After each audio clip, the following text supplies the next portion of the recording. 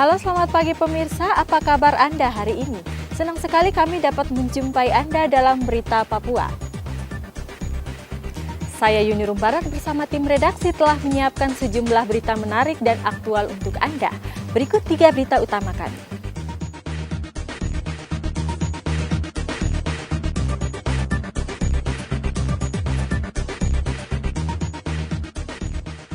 Kapal pengangkut BBM di Mimika hilang kontak.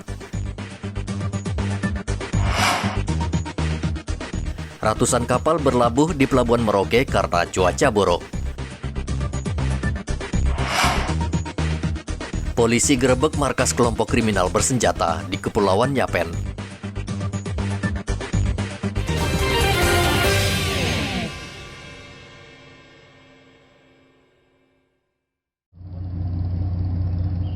Kapal motor Kalimas 4 yang mengangkut BBM untuk Kabupaten Asmat hilang kontak setelah bertolak dari Mimika. Kapal milik PLN yang membawa 6 orang ABK tersebut bertolak dari dermaga Mimika 12 Desember lalu dan seharusnya sudah tiba di Kabupaten Asmat Senin lalu. Namun hingga Rabu kemarin KM Kalimas 4 belum diketahui koordinatnya. Pemilik kapal karena cemas dan kehilangan kontak lalu melaporkannya ke polisi. Tim SAR dikerahkan untuk mencari kapal itu namun belum membuahkan hasil.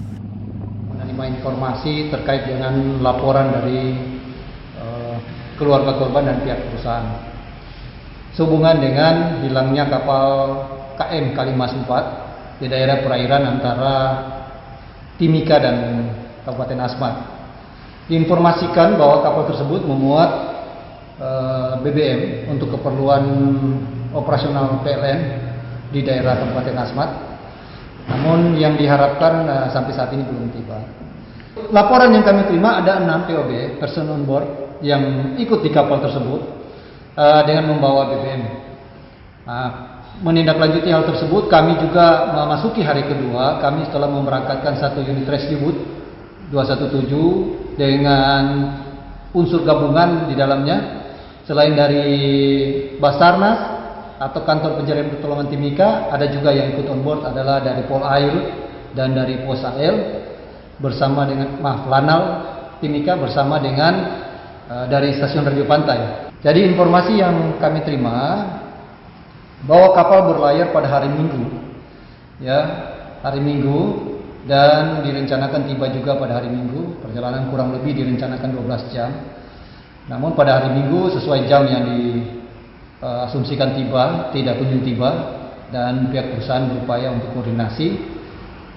Namun sampai hari Senin tidak ada informasi, hari Selasa juga tidak ada informasi dan akhirnya dilaporkan ke pihak Basarnas.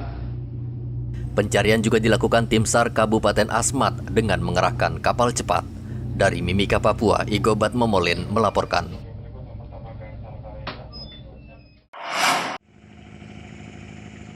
Ratusan kapal penangkap ikan berlindung di Pelabuhan Merauke akibat cuaca buruk yang selama sepekan ini melanda perairan Arafura. Nelayan tidak bisa berbuat banyak. Mereka memilih menunda mencari ikan karena gelombang laut mencapai 3 meter lebih.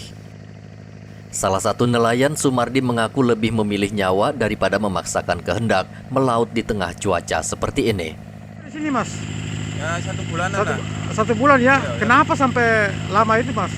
Ombak besar. Ombak besar ya? Iya. Biasanya berlayar kemana? Berlayar di sini saja, di luar Merauke sini aja. Cari ikan ya? Iya, ikan. Ombaknya sampai berapa meter itu? Ya, 5 meteran, 4 meter lah. Oh gitu. Terus ini sudah kapan rencana mau berangkat? Belum lah? Belum ada izin. Oh gitu. Iya. Gimana? Tunggu izin. Tunggu izin dari yang berwenang ya? Iya. Ini banyak kapalnya, ini masih banyak di sini ya? Banyak di sini. Jadi pada nganggur aja nih? Iya, kapal cumi juga banyak yang masuk ini, ombak besar. Ombak besar ya? BMKG sudah memperingatkan akan terjadi cuaca buruk selama Desember hingga awal tahun depan. Gelombang tinggi bahkan diprediksi bisa mencapai 4 meter. Kondisi ini tentu memukul para nelayan karena satu-satunya mata pencaharian mereka adalah mencari ikan. Muhammad Ridwan melaporkan dari Merauke, Papua.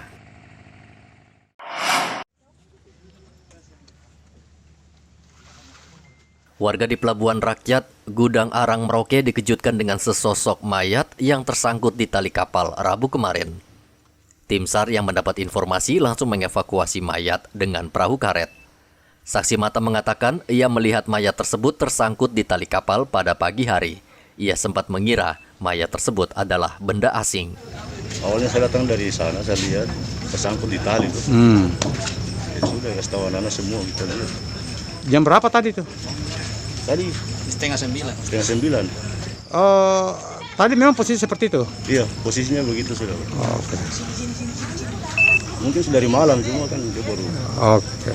Hanya tadi kok air naik. Identitas mayat diketahui bernama Lukas. Keluarga mengatakan sejak Senin lalu Lukas tidak pulang. Akan hilang ini abang waktu abang cari-cari keluarga. Senin pagi jam 7 pas hujan deras itu. Senin pagi itu ya. Awalnya seperti apa sampai dia hilang itu? Awalnya itu kan satu malam tuh adik ini kan mabuk bersama teman-teman di kompleks. Mabuk kita itu pulang hari Senin pagi pulang sampai di rumah dia manggil dia punya orang tua bikin dia segala macam kasih dia punya HP kayak dia punya saudara terus yang dia buat laki-laki baru dia jalan. Tapi sempat dia silip hamar. Hamar ya. Dia hilang itu pas mama dia pergi cek ke depan orangnya sudah tidak ada. Setelah ada menunggu berita ada satu orang yang datang dari pelabuhan, kebetulan pintu pagar yang dibuka ke rumah, ke semua bahwa itu adik laki-laki tidur di sana. Posisi dia tidur itu kan ini sudah mukanya sudah babak belur. Oh, jadi sepertinya habis dipukul ya? Iya. Dia nama siapa? Lukas Aud. Umur berapa tahun dia? Waduh, kalau soal umur saya kurang tahu. Sudah berkeluarga? Masih bujang. Masih bujang ya. Jadi ini sekarang sudah dipastikan bahwa Lukas sudah ini? Ya, pasti. Oke.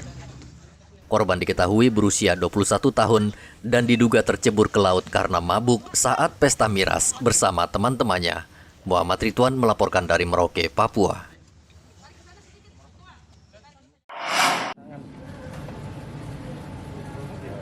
Aparat gabungan TNI Polri menggerebek kem latihan kelompok kriminal bersenjata di Kampung Ambaido, Distrik Kosiwo, Kabupaten Kepulauan Yapen, Selasa lalu. Kem berada di tengah hutan dan sudah lama diduga menjadi tempat penggemblengan anggota secara militer untuk melancarkan aksi teror. Aparat sempat baku tembak selama 2 jam dengan puluhan anggota KKB di lokasi kem. Mereka kemudian melarikan diri masuk ke dalam hutan. Satu anggota KKB diringkus dan dari tangannya ditemukan 7 pucuk senjata rakitan, 1 pistol jenis air gun, seragam tentara, 11 bendera bintang kejora, dan sejumlah dokumen. Kelompok organisasi Papua Merdeka di Kabupaten Yapen telah membentuk kekuatan baru dengan merekrut puluhan anggota muda di Kabupaten Yapen. Jumlah mereka saat ini diperkirakan sekitar 50 orang. Saat digerebek, mereka tengah menjalani latihan militer. Informasi tentang aktivitas kelompok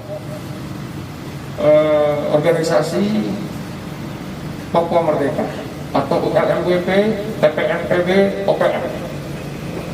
Dari informasi yang kita dapatkan, kita langsung menuju lokasi bahwasanya di sana sudah mulai dilakukan kegiatan yang bersifat militansi, yaitu adanya pelatihan bersifat militer, ya, dari berbaris, kemudian dari cara bagaimana menggunakan senjata api, bagaimana cara melakukan penghormatan pada bendera, dan akhirnya sampai dengan bagaimana cara membuat senjata api rakitan, yang tentunya ini semuanya akan digunakan untuk melakukan perlawanan kepada negara Kesatuan Republik Indonesia, dalam hal ini adalah NKRI, untuk berupaya memisahkan diri dengan jalan-jalan selain melakukan diplomasi, dan di depan kita ini dilakukan secara perlawanan yang nyata.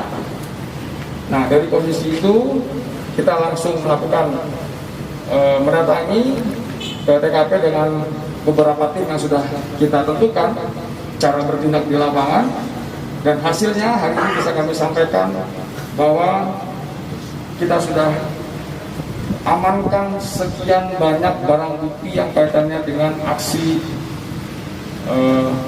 kelompok dari perjuangan kemerdekaan Papua Barat atau Papua.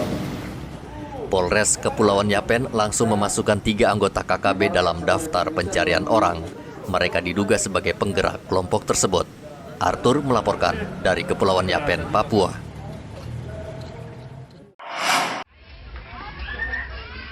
Harga cabai di Mimika saat ini mahal. Cabai yang biasa dijual Rp70.000 per kilogram, kini naik menjadi Rp115.000 per kilogram. Kenaikan harga ini disebabkan petani di Timika gagal panen, sehingga untuk memenuhi kebutuhan pasar, cabai dipasok dari kabupaten lain. Harga makin tidak terkendali karena stok di pasaran Mimika terus berkurang, karena pengiriman cabai keluar daerah seperti ke Dobo juga tinggi. Sementara permintaan cabai tinggi menjelang perayaan Natal dan Tahun Baru. Oh, sekarang cabai hari ini, nggak tahu berikutnya ya toh, hari ini 115.000. Per kilonya itu? Per kilo, ya. Sebelumnya berapa dia? Sebelumnya kemarin 80, 70-an, bulan kemarin, semenjak ini berangsur selalu naik, tiap minggu naik-naik sampai sekarang 115.000. Cabai keriting dari 60 ke 80.000 hari ini. Ya karena di luar juga, ke Dobo juga habis dari sini, minggu kemarin ada 200 kilo saya kirim. Pasokan, ya pengurangan apa itu, petaninya yang gagal panen atau kurang mungkin begitu, terus stok terlalu nipis, terus kebutuhan ini kan meningkat sekali ini, kayak standar saja, kayak kol, bawang merah, bawang putih standar.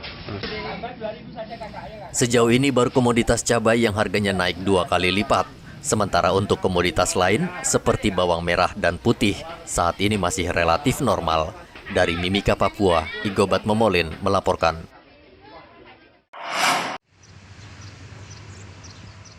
Hingga saat ini Lapas Kelas 2B Merauke belum memberikan izin keluarga untuk membesuk kerabatnya di Lapas Kelas 2B Merauke. Pandemi masih terjadi hingga mendorong lapas menerapkan pembatasan demi keselamatan narapidana. Kalapas Merauke Lukas Frans mengatakan larangan tersebut masih berlaku meski kasus COVID-19 cenderung menurun.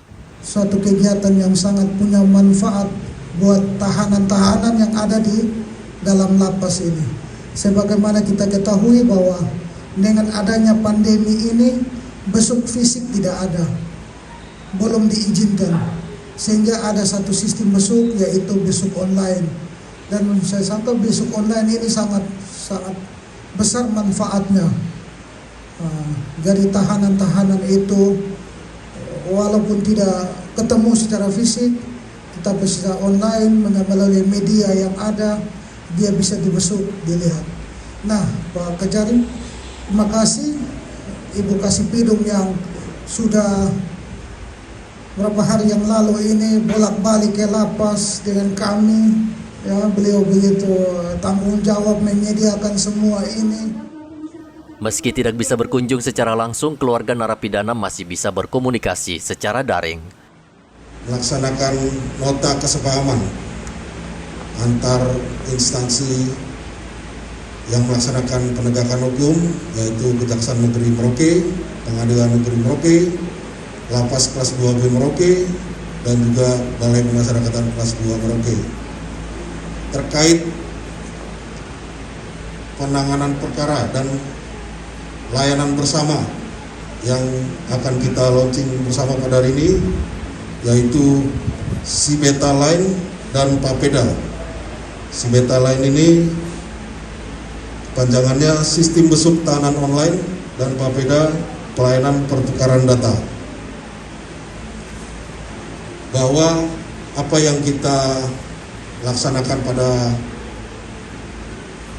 siang hari ini itu kita lakukan dalam rangka meningkatkan sinergitas, koordinasi dan kolaborasi antar instansi yang melaksanakan penegakan hukum, yaitu Kejaksaan Negeri Merauke, Pengadilan Negeri Merauke, Lapas Kelas 2B Merauke, dan juga Bapas Kelas 2 Merauke, di dalam melakukan penegakan hukum dan melaksanakan tugas dan fungsinya masing-masing. Lapas Merauke saat ini juga makin diperketat karena belum lama salah satu narapidana berhasil melarikan diri dengan alasan sakit. Muhammad Ridwan melaporkan dari Merauke, Papua.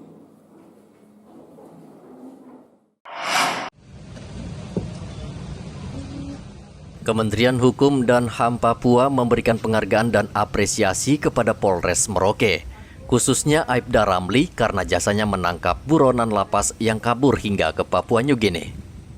Piagam penghargaan itu diserahkan Kalapas Merauke Lukas Laksana Frans Kalapas mengatakan penghargaan ini hanya salah satu bentuk terima kasih atas keberhasilan Polres meringkus napi yang kabur. Saat ini narapidana berinisial KM sudah kembali dijebloskan ke sel tahanan. Pada kesempatan ini kami dari pihak lapas datang ke Polres menyampaikan ucapan limpah terima kasih yang mana atas kerjasamanya, bantuannya daripada pihak Polres, tahanan kami, narapidana kami atas nama Clemens Mause sudah bisa kami tangkap dan sudah kita kembalikan ke dalam lapas. Jadi sebagai ucapan terima kasih kami membuatkan suatu piagam. Semoga Pak Kapolres bisa menerima itu. Hanya inilah salah satu bentuk ucapan terima kasih kami dari pihak lapas kepada pihak Polres Merauke. Mungkin itu. Lapas apakah artinya bahwa yang lari itu semua sudah dikembalikan ke lapas yang lari selama ini? Atau bagaimana? Atau masih ada yang mau yang ini hanya ini saja. Dan dalam kesempatan ini juga saya sekali lagi terima kasih banyaklah kepada pihak Polres. Ya, tanpa bantuan pihak Polres juga kami tidak bisa menangkap itu.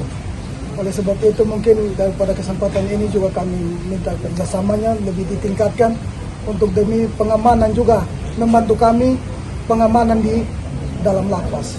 Kapolres Merauke AKBP Untung Sangaji mengatakan sudah tugas polisi untuk menangkap kembali narapidana yang kabur karena bisa mengganggu ketertiban di masyarakat. Terima kasih sekali atas piagam penghargaan yang kami dapat, walaupun kami sendiri menganggap itu biasa.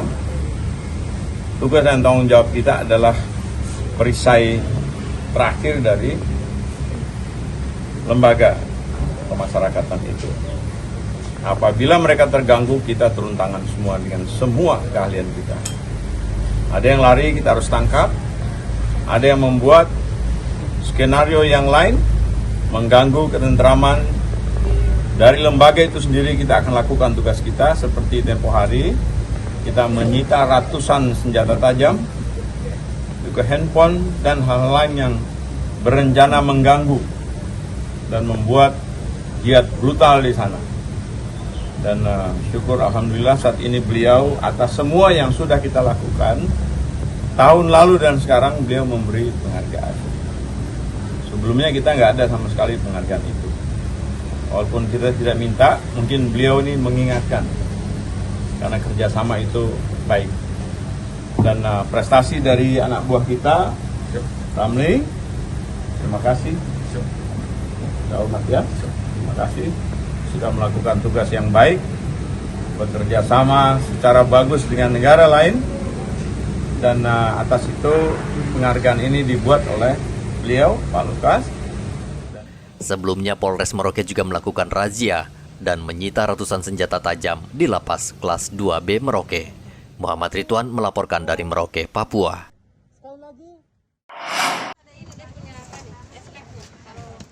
Pemerintah telah memberikan lampu hijau atau izin untuk melakukan vaksinasi terhadap anak-anak yang berusia 6 hingga 11 tahun pada 14 Desember lalu. Namun kebijakan tersebut menuai beragam pendapat baik pro dan kontra di tengah masyarakat Merauke. Kalau menurut Bapak setuju atau tidak? Nanti kalau adanya mau divaksin mau atau tidak? Setuju juga? Aduh, kalau saya belum bisa kayaknya. Masih kecil ya? Iya, masih tidak kuat. Oke. Belum bisa. Kalau sudah di SD macam kelas 5, kelas 6 baru bisa ya? Saya saja belum vaksin ini. Belum vaksin juga ya? Ada karena ini juga bahaya, bisa pusing-pusing. Pusing-pusing juga? Oh, sampai 12 tahun divaksin? Tergantung dengan dia punya penyakit bawaan. Oh gitu. Jadi pada intinya setuju kalau memang tidak ada penyakit, sehat? Setuju kalau tidak ada penyakit, kan baik, kan aman juga. Itu kan program pemerintah ya untuk mencegah COVID. Kita harus tetap mematuhi aturan pemerintah. Mendukung program pemerintah ya. Divaksin itu Ibu. Anak-anak di bawah umur kalau divaksin? Iya, 6 tahun sampai dengan 12 tahun. Ini ada program pemerintah toh. Kalau Ibu setuju kah tidak kalau anak kecil itu? Kayaknya tidak. Kalau di bawah umur yang besar-besar, saya kemarin-kemarin dong di sana, pelabuhan. Banyak yang sampai katanya pusing-pusing. Pusing-pusing juga. Iya. Oh, jadi Ibu kalau umpamanya ada pemerintah mau vaksin anak di bawah umur itu, Ibu tidak setuju juga? Tidak. Alasannya karena takut ada apa-apa. Iya.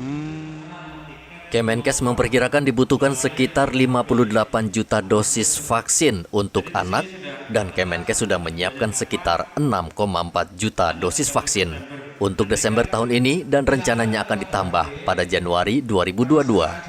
Vaksin yang digunakan adalah jenis Sinovac dan merek lain yang sudah direkomendasi BPOM. Muhammad Ridwan melaporkan dari Merauke, Papua.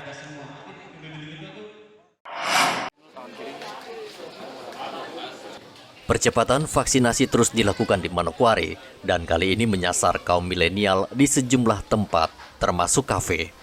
Vaksinasi on the road dilakukan tenaga kesehatan dari Rumah Sakit Bayangkara Polda Papua Barat.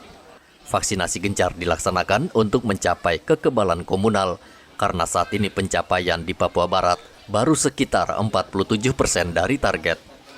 Petugas memvaksinasi puluhan pengunjung, baik vaksin dosis pertama maupun kedua. Kasat Lantas Polres Manokwari Ibtu Suban Ohoimas mengatakan vaksinasi on the road merupakan program Kapolres Manokwari untuk mencapai target vaksinasi. Melaksanakan kegiatan vaksinasi on the road yang merupakan program dari Bapak Kapolres Manokwari dalam hal percepatan proses vaksinasi di wilayah hukum Polres Manokwari, kemudian berusaha untuk membantu program pemerintah dalam hal percepatan vaksinasi di Provinsi Papua Barat. Ini malam kedua kami laksanakan setelah sebelumnya kita melaksanakan di kafe pertama di daerah Reremi. Kami melaksanakan hari ini di kafe Master Coffee di Jalan Kalidingin. Maksud kegiatan kami ini sekali lagi kami menyasar kaum milenial, anak muda yang memang memiliki sedikit perbedaan dalam hal konsep dan gaya untuk penyampaian sosialisasi yang mungkin mereka bisa terima. Kami laksanakan dengan cara-cara yang bisa menyesuaikan dengan apa yang menjadi keinginan mereka. Sejumlah pemilik kafe mengapresiasi vaksinasi yang dilaksanakan polisi itu karena secara tidak langsung akan menggairahkan perekonomian di masa pandemi COVID-19. Buat di Coffee Master Bandara, kebetulan saya selaku pemilik di sini. Artinya kalau saya selaku pengusaha sangat luar biasa sekali apresiasi terhadap kegiatan yang dibuat oleh Lantas ini. Karena apa? Karena pertama satu ya kita selaku pemilik usaha ini kan juga merasa bertambah. Sejauh ini vaksinasi efektif untuk menjaga kekebalan tubuh agar terhindar dari serangan COVID-19. Namun sosialisasi ini harus terus dilakukan karena masih banyak warga yang ternyata takut divaksin karena pendapat yang keliru. James Aisoki melaporkan dari Manokwari, Papua Barat. Informasi tadi sekaligus menutup jumpa kita dalam berita Papua hari ini. Saya Yunrum Barar bersama tim redaksi mengucapkan terima kasih atas perhatian Anda. Selamat pagi dan sampai jumpa. Wanyabe.